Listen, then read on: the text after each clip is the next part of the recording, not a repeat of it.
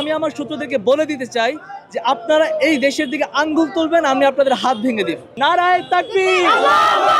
এবারও ইজতেমা আমাদের উলামায়ে কেরামদের তত্ত্বাবধানে হচ্ছে দুই পর্বে, বাকি যে তৃতীয় নাম্বার যে পর্বটা হচ্ছে এটা সাত মন্ত্রীরা করছে, ওইটার মধ্যে আমাদের কোনো সম্পর্ক নাই। বিশ্ব ইজতেমা নিয়ে ষড়যন্ত্র চলছে, কারণ এটা একটা আল্লাহর একটা ময়দান, এখানে সবাই আল্লাহর ইবাদত করতে আসে। আমরা শুকরিয়া আদায় করতে চাই আলহামদুলিল্লাহ যে তিনি আমাদেরকে একটি স্বাধীন দেশে, স্বাধীন বাংলাদেশে ফ্যাসিস্ট সরকার মুক্ত একটি দেশে আমাদেরকে ইজতেমা করার সুযোগ দিয়েছেন।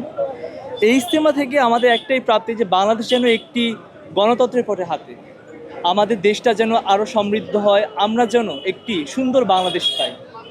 আর বিশেষ করে আমি একজন ছাত্র মানুষ, আমি একজন ছাত্র, সো আমার অনেক দায়িত্ব এই দেশের প্রতি। আর বিশেষ করে আমি আমার ছাত্র ভাইদেরকে বলতে চাই যারা শুনছেন যে এই দেশটা আমাদের সবার এই দেশটা, আমাদের সবাইকে দেশটা নতুন করে গড়তে হবে, আমাদের সবার মেরুদণ্ড সোজা রাখতে হবে। এই বিশ্ব ইজতেমায় আমরা আল্লাহর কাছে আসি, আমরা তার কাছে প্রার্থনা করি। আমাদেরকে মনে রাখতে হবে যে সৃষ্টিকর্তা কখনোই জুলুমকারীকে ছেড়ে দেন না। জুলুমের কোনো শেষ নেই, জুলুমের এবং অভিশাপের কোনো শেষ নেই। যারা জুলুমে পড়ে, যাদেরকে জুলুম করা হয়, আল্লাহ তাআলা তাদেরকে কখনো ক্ষমা করেন না। সুতরাং আমাদেরকে এখান থেকে এই শিক্ষা নিয়ে যেতে হবে যে আল্লাহ আছেন এবং তিনি দেখেন। আমাদেরকে অবশ্যই আমাদের দেশের প্রতি, আমাদের সমাজের প্রতি, বাবা মার প্রতি, আমাদের ভাই বোনদের প্রতি, সবার প্রতি আমাদের দায়িত্ব পালন করতে হবে এবং অবশ্যই সৎ পথে হাঁটতে হবে। আমরা যেন এই ইজতেমা থেকে শিক্ষা নিয়ে যেতে পারি যে আগামী দেশটা শুধু সম্ভাবনা। আলহামদুলিল্লাহ, আমি প্রথমেই বলতে চাই যে বিশ্ব ইজতেমা অনেক বড় একটি অনুষ্ঠান। সারা বিশ্বে মুসলমানরা এই দেশে আসে, এটা আমাদের জন্য অনেক বড় পাওয়া এবং আমাদের জন্য অনেক বড় ভাগ্যের যে আমরা প্রত্যেকটা দেশের মুসলমানদেরকে দাওয়াত দিতে পারি এবং সবাইকে নিয়ে আমরা এত সুন্দর একটা আয়োজন করতে পারি। গতবারে বিশ্ব ইজতেমা থেকে এইবারে বিশ্ব ইজতেমা আরও সুন্দর কেন, আমরা স্বাধীন দেশে স্বাধীনভাবে আমাদের মানুষদেরকে দাওয়াত দিয়ে এত সুন্দর একটা আয়োজন করতে পেরেছি। এবং আমরা একটা কথা বলতে চাই সবার প্রতি যে বাংলাদেশের মানুষরা অতিথি পরায়ণতায় সর্বশ্রেষ্ঠ। আমাদের কাছে মেহমানদারি আপনারা সর্বশ্রেষ্ঠ পাবেন এবং আপনারা আসুন আমাদের সাথে বিশ্ব ইজতেমা পালন করে আমাদের জন্য দোয়া করুন যাতে আমরা একটি সুন্দর দেশ গড়তে পারি। একটি দেশ যখন সোজা পথে চলে তার পিছনে শত্রুর অভাব থাকে না। আমাদের অনেক শত্রু রয়েছে, আমি নাম বলবো না, কিন্তু আপনারা বুঝে গেছেন আমাদের শত্রু কারা। ঠিক আছে, আমাদের দেশের উপর ষড়যন্ত্র চলছে, আমাদের জনগণের উপর ষড়যন্ত্র চলছে, কিন্তু একটা কথা আমি সবাইকে বলতে চাই যে বাঙালি কখনো মাথা নোয়ায় না, বাঙালি মাথা নোয়াবে না। এবং আমি আমার শত্রুদেরকে বলে দিতে চাই যে আপনারা এই দেশের দিকে আঙ্গুল তুলবেন, আমি আপনাদের হাত ভেঙে দেব। আমাদের সেই সক্ষমতা আছে এবং ষড়যন্ত্র চলছে, বিশ্ব ইজতেমা নিয়ে ষড়যন্ত্র চলছে, কারণ এটা একটা আল্লাহর একটা ময়দান, এখানে সবাই আল্লাহর ইবাদত করতে আসে। সুতরাং একটি সেন্টিমেন্টাল জায়গায় সবাই হাত দিবে, ষড়যন্ত্র চলবে, কিন্তু আমরা ষড়যন্ত্র রুখে দিব ইনশাআল্লাহ। মুসলিমরা আজ একটি কঠিন সময় পার করছে, সারা বিশ্বে মুসলিমরা, ফিলিস্তিনের মুসলিমরা কঠিন সময় পার করছে, আরাকানের রোহিঙ্গারা কঠিন সময় পার করছে, সিরিয়া, ইয়েমেন, আপনি যেদিকে চান আমরা সবাই কিন্তু একটা দুঃসময় পার করছি। এই ইজতেমা থেকে আমাদের প্রত্যাশা যে আমরা সব মানুষরা যেন একসাথে, একভাবে, মুসলিমরা যেন একভাবে, একত্রে, জাতীয়গতভাবে, ধর্মীয়ভাবে সবাই এক পথে হাঁটি, আল্লাহর প্রতি ফিরে আসি। আমাদেরকে আল্লাহর প্রতি ফিরে আসতে হবে, আমাদেরকে আমাদের সবার প্রতি আমাদের দায়িত্ব পালন করতে হবে, সৎভাবে আমাদের দেশটা পরিচালনা করতে হবে, নিজের জীবনটাকে গড়তে হবে আল্লাহ এবং রাসূলের পথে। ইনশাআল্লাহ আমরা পারবো। সবাই একবার নারায়ে তাকবীর দেয়, নারায়ে তাকবীর, নারায়ে তাকবীর, নারায়ে তাকবীর।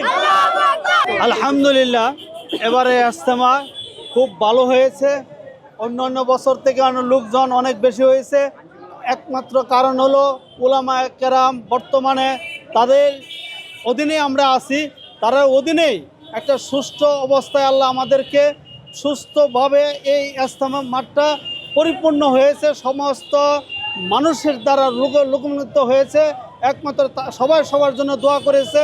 আসলে এই পৃথিবীর মধ্যে একমাত্র মুসলিম জাগ্রত এবং মুসলিমের যে একটা জাগ্রত ইবাদত আমাদের যে আছে, আমাদের মুসলমান ভাইদের জন্য দোয়া করতে হবে। সর্বাবস্থায় ঈমান নিয়ে আমাদের মরতে হবে। ঈমান নিয়ে মরতে হলে সর্বপ্রথম আমাদের আলেম ওলামার সাথে থাকতে হবে। আলেম ওলামার সাথে যদি না থাকি আমরা পথভ্রষ্ট হয়ে যাবো। এই দেখেন বর্তমানে রাজনীতি পরিস্থিতি, আজকে দুনিয়াতে একজন মানুষের কাছে আমল নাই থাকার কারণে বাংলাদেশের মানুষের 17 বছর, 20 বছর, 30 বছর রাষ্ট্র চলা, কিন্তু কিছুই ফলে কিছু হয় না, কারণ কারোর দোষারোপ করে। একমাত্র সঠিক রাস্তা থাকতে হলে তবলিগ জামাতে যাইতে হবে, ইমানের হালতে থাকতে হবে, আলেমদের লোকে থাকতে হবে, তাহলে আমাদের সঠিক রাস্তায় আমরা থাকিয়া আমাদের জীবনটা পরিচালিত করতে হবে। ক্ষণস্থায়ী জিন্দিগি, আমরা 60 থেকে 70 বছর জিন্দিগি থাকতেছে, প্রশাসন আমাদেরকে হেল্প করবে, এটাই স্বাভাবিক।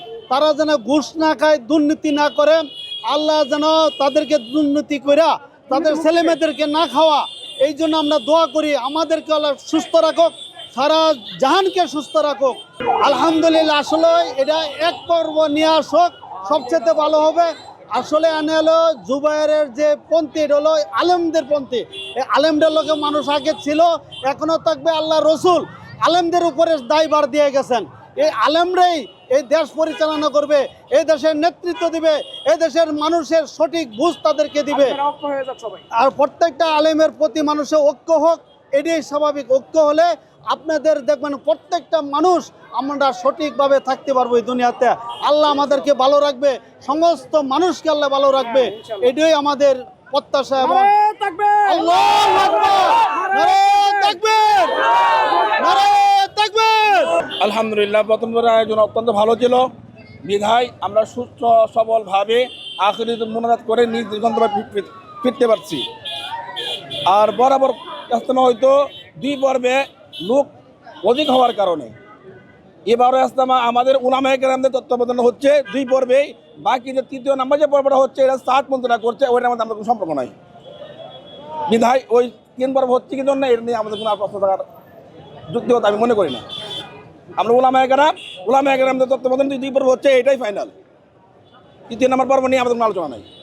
আখিরি মোনাজাতের জন্য আমরা চেয়েছি আল্লাহ রাব্বুল আলামিন যেন আমাদেরকে পরিপূর্ণ দ্বীনের হেদায়েতের বুঝ দান করেন। এর পাশাপাশি সমস্ত উম্মতে মুসলিমের জন্য আল্লাহ রাব্বুল আলামিন যেন হেদায়েত জড়িয়ে বানায় আখিরি ঠিকানা জান্নাতে পৌঁছতে পারেন, এবং আমাদের বাংলাদেশ সহ গোটা পৃথিবীর মধ্যে আল্লাহ রাব্বুল আলামিন যাবতীয় ফিতনা ফাসাদ থেকে মুক্তি দান করে সকলকেই দ্বীনের ইসলামের সঠিক বুঝ দান করেন। আমিন।